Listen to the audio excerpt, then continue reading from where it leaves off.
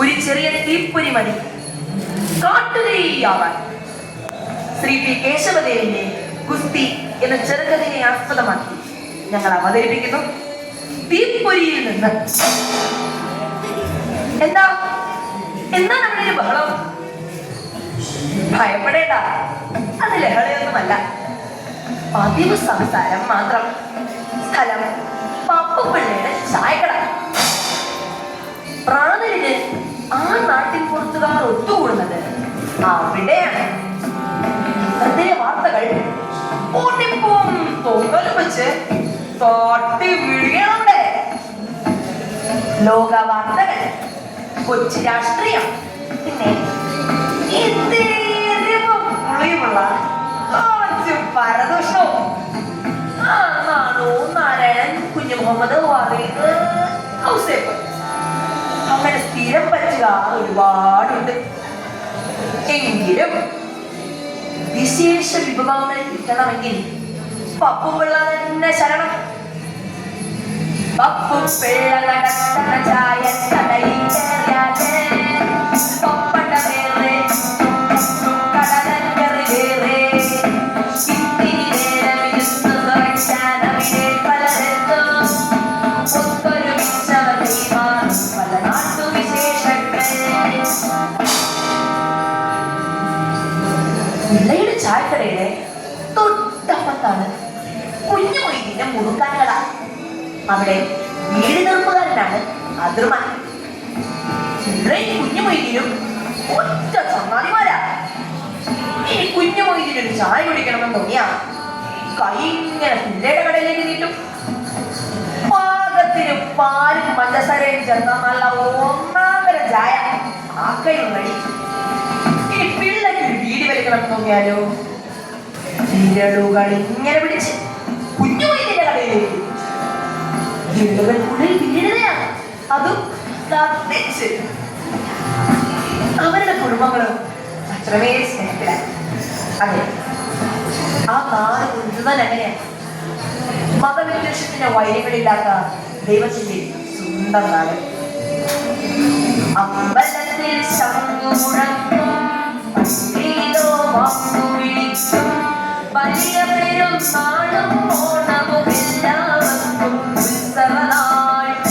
ശ്വാസ ചന്ദന മറയും കാരത്തിന്റെ തഴക്കും തിരുവെറ്റിയിലൊളിമിഞ്ഞൊന്നും ഒരു വലിയവരും വാഴുന്നു. അങ്ങനെ ഇരിക്കുന്ന ദിവസം പിള്ളയുടെ ചായക്കടയിലേക്ക് ഒരു ചെറുപ്പക്കാരൻ കടന്നു വന്നു. പാടിയും നീട്ടി വാർത്തിയ ഒരു ഹിന്ദിവേഷക്കാരൻ. അയാളുടെ കയ്യിൽ ഒരു നോട്ടീസ് ഉണ്ടായിരുന്നു. അയാൾ തുറക്കെ വായിച്ചു.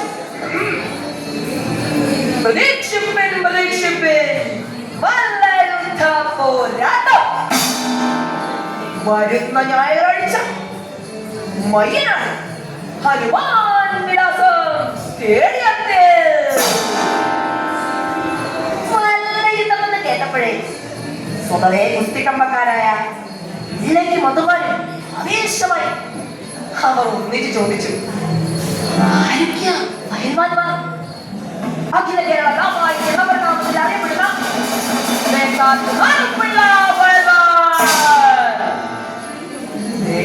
പേര് കേട്ടപ്പോ പിള്ളേ ചാട്ടം. നോക്കണ്ട സാറേ, ആനെ കയ്യെടുത്ത് പന്താടുന്നവനല്ലേ പേക്കാടൻ. പിള്ളിയുടെ ഈ മേക്കാട സ്തുതി അതിർമാനും അത്ര മിച്ചില്ല. നിങ്ങളെതിരാരാന്ന് മനസ്സാറേ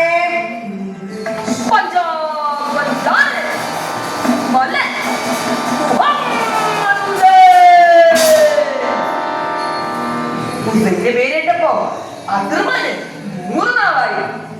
ഹുസൈനാണെങ്കിൽ വെറുതെ തീരണ്ടാവില്ല, 5-6 വെക്കാതെടുത്തായിരുന്നു. പിന്നെ വിചാരിച്ച തൊടാൻ പറ്റുമോ കേൾക്കാന്? അപ്പഴല്ലേ ഹുസൈൻ.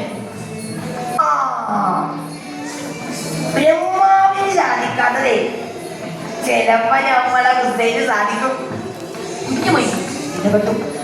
പിള്ളക്ക് കടിയേറി ജമ്മാവിനെ പറഞ്ഞോണ്ടല്ല. അതിനിടയിലാണ് അതിർമാന്റെ വക ഒരു നാരദൻ പണി. ഈ ഗാമെന്ന് പറയുന്നത് ഇസ്ലാമല്ലയോ? ഇസ്ലാമിന്റെ പേരെങ്ങനെ കാപ്പറുക? അതിപ്പോ മനുഷ്യന്മാരുടെ പേര് മൃഗത്തിനെടുത്തില്ലേടോ. പിള്ളേരെ ക്ഷമ നശിച്ചു. അയാൾ കുഞ്ഞുമൊയിലിന് നേരെ കുതിച്ചു. കുഞ്ഞുമൊയിലിന് മുന്നോട്ടായാലും പിള്ളേരുടെ കാരണത്തിലടി. അതാ പിള്ളേരുടെ കൈ ദോഷചിന്തകളോടൊപ്പം മേലോട്ട് വീഴുന്നു.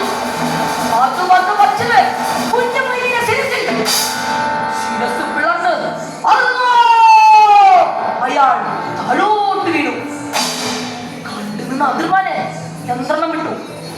അയാൾ കയ്യിലുണ്ടായിരുന്ന ബീഡിയിലെ വെട്ടുന്ന കത്രിക എടുത്ത് പിള്ളയുടെ വയറ്റിനാഞ്ഞുകൊത്തി. ഒരൊറ്റ നിമിഷം കൊണ്ട് ആ ചായക്കട ചോരക്കളമായി മാറി. വാർത്ത കാട്ടുതീയെ പോലെ പടർന്നു. കേട്ടവർ ചായക്കടയിലേക്ക് ഓടിക്കേറി. ഏതാനും നിമിഷങ്ങൾക്കകം അതൊരു വലിയ കലാപമായി തീർന്നു. സത്യമെന്ന് ആരും അന്വേഷിച്ചു. ആർക്കും അതറിയില്ല. കലാപകാരികളെ അക്രമങ്ങൾ തലവ് വിലപ്പഴിച്ചു വിട്ടു. വീടുകളെയും കുടിലുകളെയും ദേവാലയങ്ങളെയും ബാക്കി വെച്ചില്ല. എങ്ങും അട്ടഹാസങ്ങൾ, പോർവിളികൾ, വീരരോധനങ്ങൾ. ആത്മമിത്രങ്ങൾ ബദ്ധ വൈരികളിൽ നിന്ന് കൊല്ലുന്നു, കൊലപ്പെടുത്തുന്നു. ആ കാഴ്ച കണ്ടു നിൽക്കാനാവാതെ നിശാദേവി അത് കൊണ്ട് മറച്ചു. ആ രാത്രി പുലരുമ്പോഴേക്കും ഗ്രാമം ചുരക്കളമായി മാറിയിരുന്നു. കുടിലുകൾ ചാരൻ പൂനകളായി കുടിലക താണ്ഡവമാടി. അളവിട്ടു ദ്രവണങ്ങൾ വിടർത്തിയ മതനാദങ്ങൾ വിഷം ചീറ്റി. മരണം മത്തു വിളിച്ചു നടന്നു മനുജരു മണ്ണിൽ മതം പൊട്ടി. മരണം മത്തു വിളിച്ചു നടന്നു മനുജരു മണ്ണിൽ മതം പൊട്ടി. എങ്ങും പുരുഷന്മാർ ഗ്രാമം വിട്ടുപോയി. ആർക്കും ആരുടെ മേലിലും നിയന്ത്രണമില്ലാതെ നോട്ടീസ് വായിച്ച ചെറുപ്പക്കാരൻ അതാ വഴിയരികിൽ തളർന്നു കിടന്നു. അകലെ കലാപകാരികളുടെ ആരവം. അവരെ കണ്ടു. ഇത് നമ്മുടെ ആളല്ലടാ. അല്ല അല്ല, ഞാൻ ആരുടെയും ആളല്ല. എല്ലാവരും എന്റെ സഹോദരനാണ്.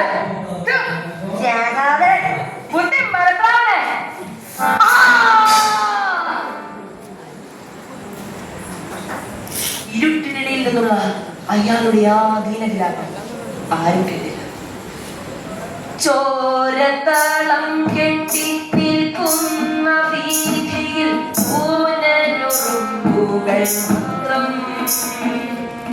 കൂരിരുട്ടിൽ നിന്നും കുത്തേറ്റു വാങ്ങുന്ന ദീനവിലാപങ്ങൾ മാത്രം. കൂരിരുട്ടിൽ നിന്നും കുത്തേറ്റു വാങ്ങുന്ന ദീനവിലാപങ്ങൾ മാത്രം.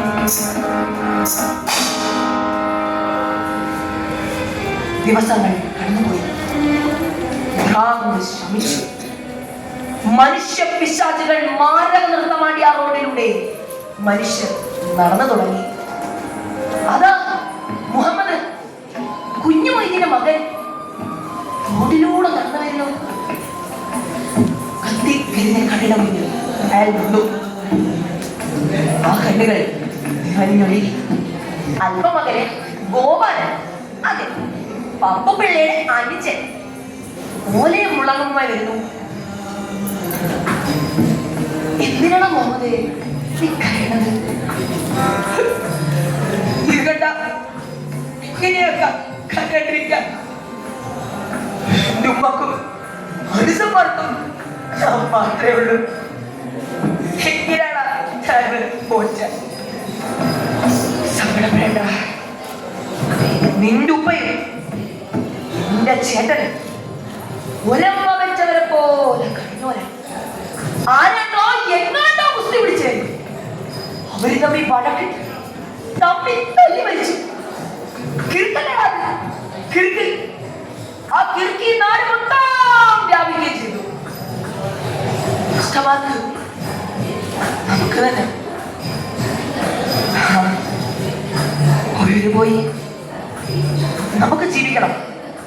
നമുക്കൊരു കാര്യം ചെയ്യാം. നമുക്ക് ഇവിടെ തന്നെ ഒരു കട കെട്ടി പോക്കാം. എന്തിനാണ് നമുക്ക് രണ്ട് കട? നമുക്ക് ഒരു ഒറ്റക്കട മതി. ഒറ്റക്കട. അങ്ങനെ സുഹൃത്തുക്കൾ ഓലയും മുളകവുമായി പുതിയ പീടിക കെട്ടിപ്പോക്കുകയാണ്. മതസൗഹാർദ്ദത്തിന്റെ കാറ്റ് ആ ഗ്രാമത്തിലേക്ക് വീണ്ടും വീശി തുടങ്ങി. വഴക്കെല്ലാം മറന്നിട്ട് മുഹമ്മദ് ഗോപാലനും വടിവക്കിലൊരു പങ്ക് കട തുടങ്ങി. ഓടിച്ചായ ഒടിച്ചു കൊണ്ടലറിയോ അനന്തനും ഒടുക്കത്തിലൊരു തുടങ്ങി. മതക്കിറക്കങ്ങൾക്ക് ഇവിടെ പ്രവേശനമില്ല. മനുഷ്യർക്ക് സ്വാഗതം. അവർ ഒന്നിച്ചു പറഞ്ഞു. പ്രിയമുള്ളവരെ, മതമേതായാലും മനുഷ്യൻ നന്നായാൽ മതി എന്ന ഗുരുവചനം സ്മരിച്ചുകൊണ്ട് നിർത്തട്ടെ. നന്ദി, നമസ്കാരം.